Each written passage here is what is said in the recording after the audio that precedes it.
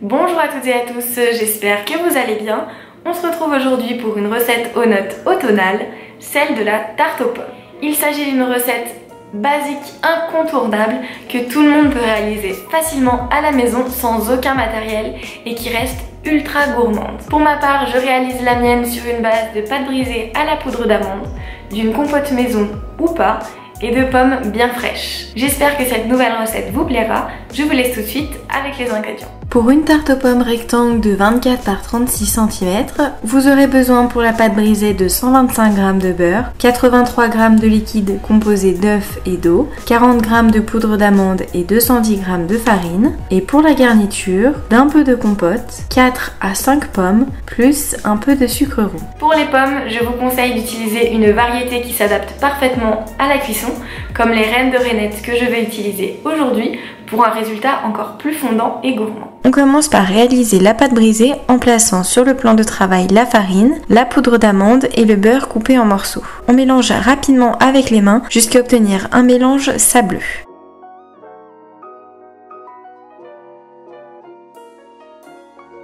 On forme un puits, au centre duquel on place notre mélange œuf-eau, puis on continue de mélanger avec les mains jusqu'à obtenir une belle boule de pâte.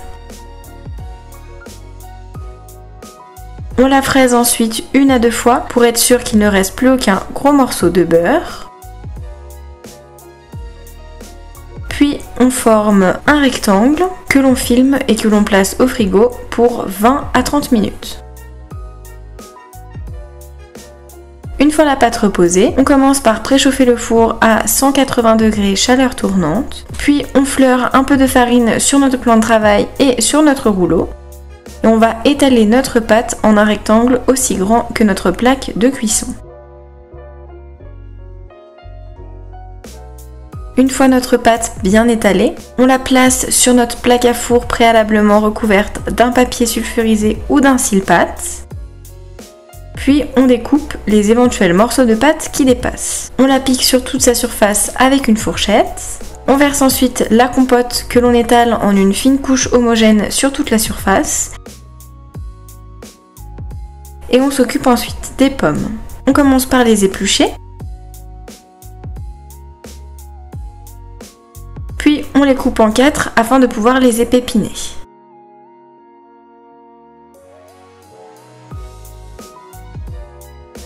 On va ensuite détailler de fines lamelles pour une cuisson homogène et régulière.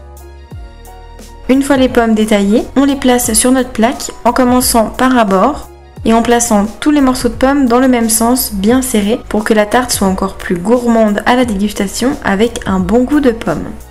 Une fois la première rangée terminée, on retourne notre plaque et on continue sur une seconde à côté dans le sens inverse. Le fait de positionner les pommes ainsi est uniquement esthétique pour rendre votre tarte encore plus jolie.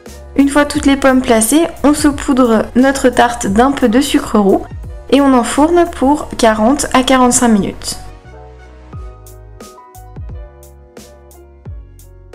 Une fois que la tarte est cuite, on la sort du four et on la laisse légèrement refroidir. Elle est délicieuse dégustée ainsi légèrement tiède ou accompagnée d'une boule de glace. Merci d'avoir regardé cette vidéo, j'espère qu'elle vous aura plu. Si c'est le cas, n'hésitez pas à laisser un pouce bleu ou un commentaire, mais également à vous abonner à la chaîne en activant les notifications. Pour la version écrite, je vous mets le lien de la recette dans la description. Moi je vous dis à la semaine prochaine pour une nouvelle recette.